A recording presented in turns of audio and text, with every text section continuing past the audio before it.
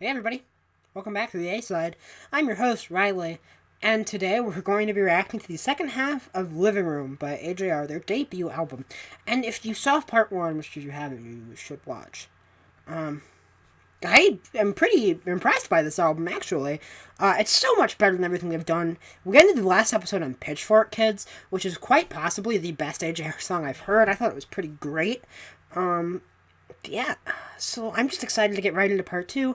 Before we start, make sure you hit the subscribe so you never miss any video. I'll be reviewing Neo Theater here soon, and finish off the AJR series, at least until they put out another album. But you know what? I'm glad I did this, because I'm enjoying what I've heard so far. Anyway, here's Woody Allen.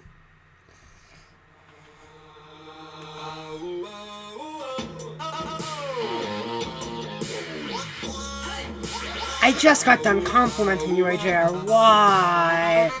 This is some terrible pitch shifting once again. Trying to be quirky. Hello everybody, it's Riley from like 2 months in the future from recording this video. And I wasn't happy with my reaction to Woody Allen. I was not satisfied with it at all. I was completely unfair to the song. It's a really good song. It's got some stuff I don't like in it, like some weird pitch shifting, but overall the song is really good. The chorus is just that pop kind of addiction that I love so much. Now I'm feeling just like Woody Allen. It's an amazing chorus, and it's not AJR's fault that the subject matter of the song didn't age particularly well. And that was kind of what turned me off from the song at first, but I think it was fairly unfair to be so harsh in the song because AJR had no idea what would come out about Woody Allen. So I'm just going to leave it at that. The song itself is good, the green folder, but it can be a little uncomfortable. Living on Love. Let's do this.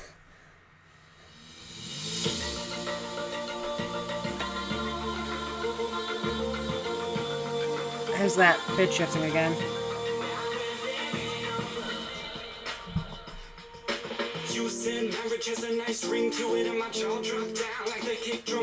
Very 2013.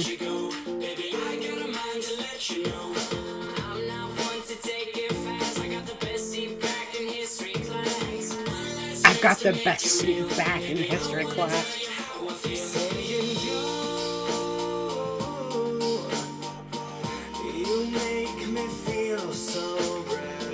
That's kind of cute. You make me feel so brand new. And it's like an old, like, love song. It's like a swingy, like, 50s, 60s love song.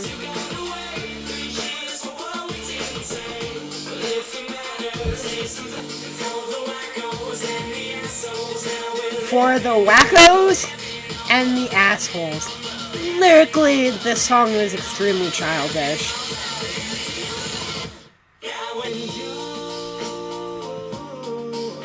I like this part.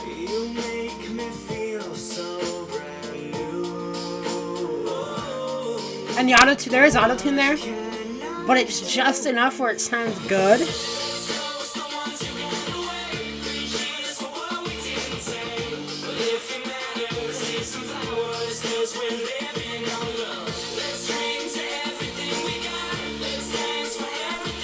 Oh, the piano sounds nice there. It's a good addition. That's a terrible line. The lyrics in this song are very childish.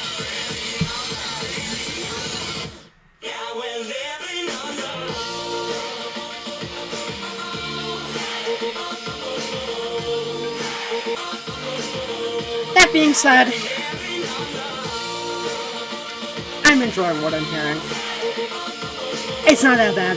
It's not. It's not that bad.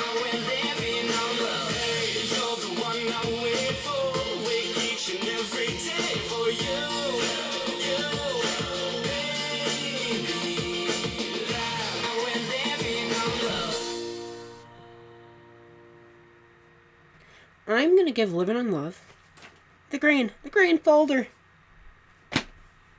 I liked it. The lyrics were extremely childish, was almost enough for me to bump it down to the second rating for the meh. But and some of the pitch shifting here was obnoxious, but I like the musicality of it. I thought the vocals sounded good, especially when it switched to the other vocalist and that slower part where it sounded like kind of like a 60s slow dance love song. It was cool. So I can't be too cynical about it, honestly. The lyrics may have sucked, but I got enough enjoyment out of the music to give it a bit of a pass. Okay. Big White Bed is our next track. And, I guess let's just do this.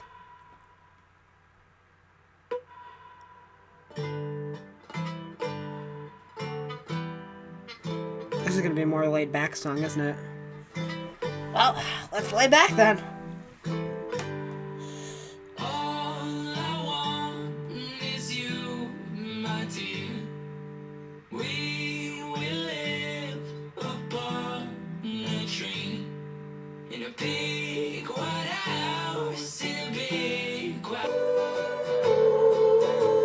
Okay, that sounds good. This is another love song about spending life with that special person you want to spend forever with. And it's just so sweet sounding, and those falsetto harmonies are pretty.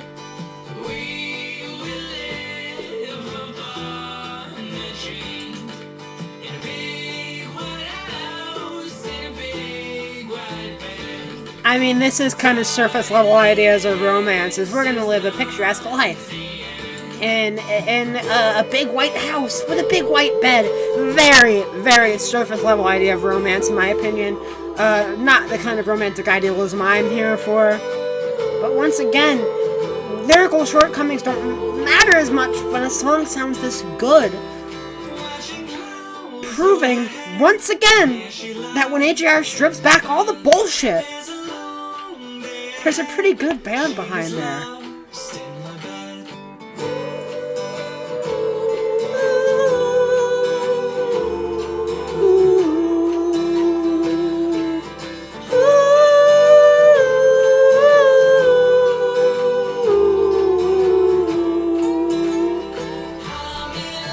That's a really pretty... Whoa. Dude! It's just so surprising to me how solid this album has been so far, to be honest. Because I was expecting some bullshit. I mean, a terrible band's debut album you think would be terrible, right? No! This is really good! Next track. 10 out of 13. The World is a Marble Heart. That's a little melodramatic, but I'll live with it.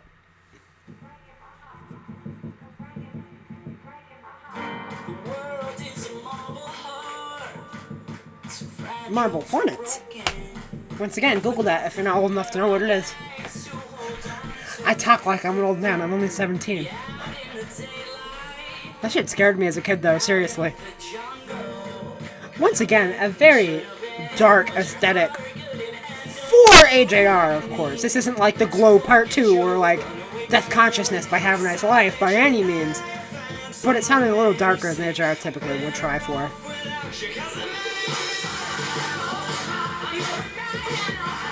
And a different vocal style.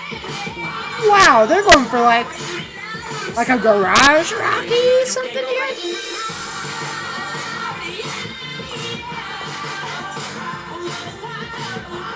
Wow, this is very risky for AJR, who would never do something like this nowadays.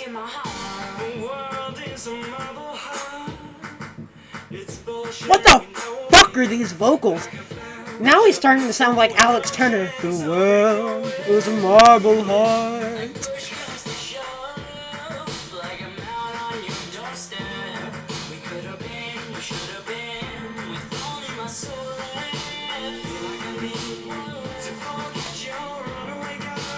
I love this.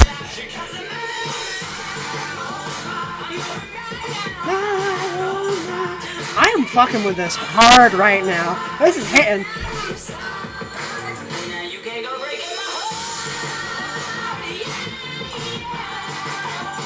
Experimentation! Something different, something bold!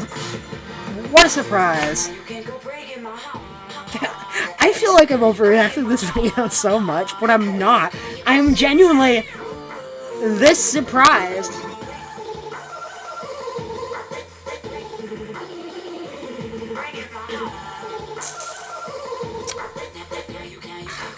Right as I was complimenting this song and album, it pulls this fuckery. Ooh. This album definitely still has the normal pitfalls AJR suffer from. But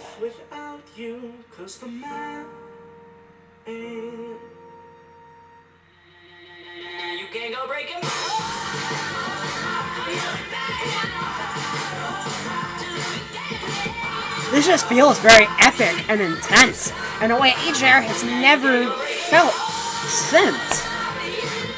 It has actual emotion. It's not just surface level, soulless bullshit made to sell records to Gen Zers. It feels like an actual artistic statement. And I'm here for it. I'm gonna give the world his marble heart. The green folder, I like this project so far, honestly. We're only have 3 more tracks left, and I've only really disliked 2 tracks, enough to say they were, bad. Alright. Next track, The Green and the Town. This song is 5 minutes long. We're gonna sit through it, but I don't know if I want to. I mean, I've been enjoying this album, but this is the longest track by, a minute. A year from now, we won't be pretty. Okay. This is so 2013 indie pop, indie rock that it's fucking ridiculous. This is to a T so dated. Extremely dated.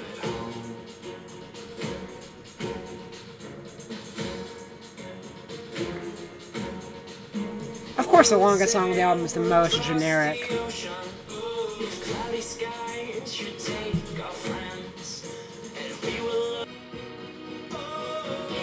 This is so generic. This is actually so fucking boring. This might be the most generic song AJR has ever made. It's not as bad as, typical AJR. Very generic. And we've still got, 2.5 minutes left of this song. Oh, it's just so generic.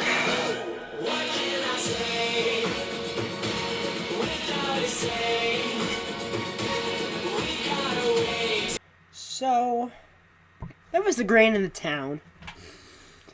And that is easily the most generic and boring thing AJR has ever made. And now 2 words I definitely wouldn't describe AJR as is they're not generic.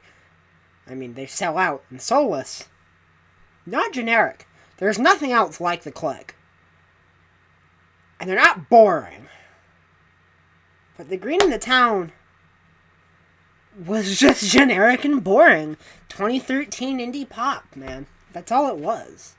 Just shittier versions of Fun and groups like that. So I'm gonna give it the red folder.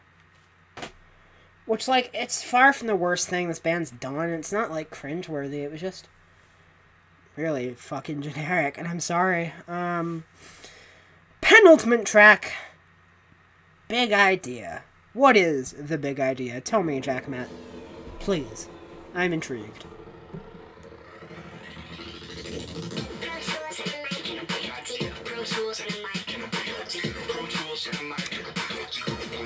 Pro Tools, a mic, and big ideas.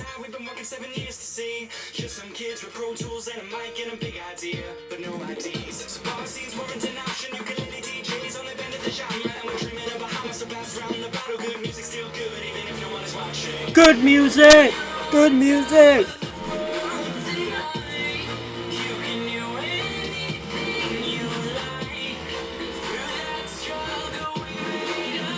This,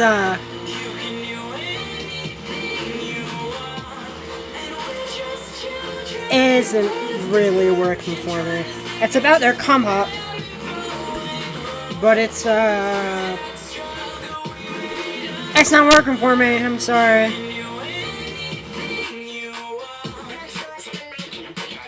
Oh, that's awful. I feel like they've mostly avoided a lot of the stuff I haven't liked about this band, but this song has a lot of it, at least musically, the pitch shifting. Production-wise, this album hasn't been terrible at all. With the exception of Thirsty, the production of this album actually hasn't been too terrible, but the pitch shifting here is just really obnoxious. And this chorus is terribly, terribly, terribly, terribly, terrible.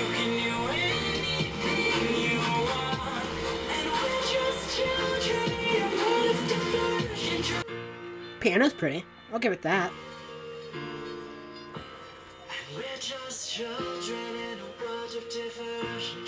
I wish they'd let the other brothers sing every once in a while, cause I like that, actually. It feels special when it happens, cause it's not like every track on the album. It's not like every track on the album. It pops up like every once in a while, so it's like nice and something new. Keeps things fresh every couple of tracks. But once again, the dubstep vibe to this, very 2013. This would have never been made outside like 2012, 2013. Sorry about you, this ain't for me, guys. So that song was about like their come up and achieving their dreams. And I guess it's a sweet message that you can do anything you want. It didn't necessarily work for me, like Pro Tools, a mic, and a big idea. It's just kind of cringe, and like the line about them having all this stuff like musical talent but no ID, it's just kind of cringe. Not as cringe as like I'm Not Famous or something like that. But the pitch shifting was awful here, and the production was bad. The whole 2012, 2013 wub dubsteppy sound, it just doesn't work for this band. I'm going to give this a red folder too. Part 2 of this album is not as good as part 1, but Growing Old on Bleecker Street is a song I've actually heard quite a bit about. So let's see how it holds up. Alright, the big closing track. Let's do this. Alright, some like ukulele. Pianos, sounding a little jazzy. Some like jazz pop. No point in dreaming if you're alone. Oof. Ouch. No point in walking without the road. No point in crying without that someone there beside you saying it will be okay. I'll take my time, I'll take my time. This is like really stripped back. And it's tough believing that there's someone living out there happier than me. Happier than me. We may be. This just sounds. Oh. The rain will wash our memory.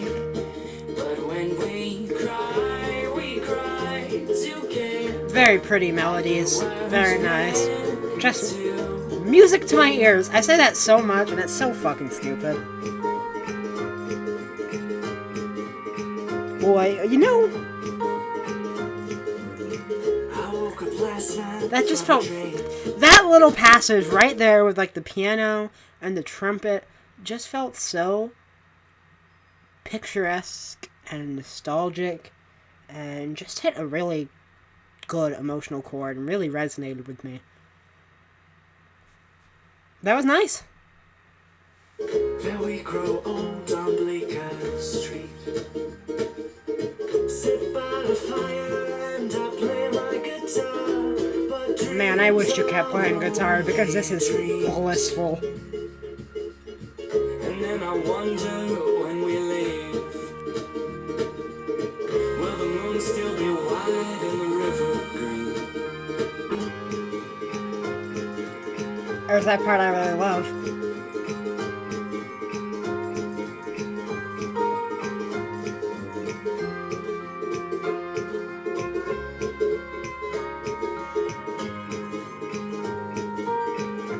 We may be lost and gone forever.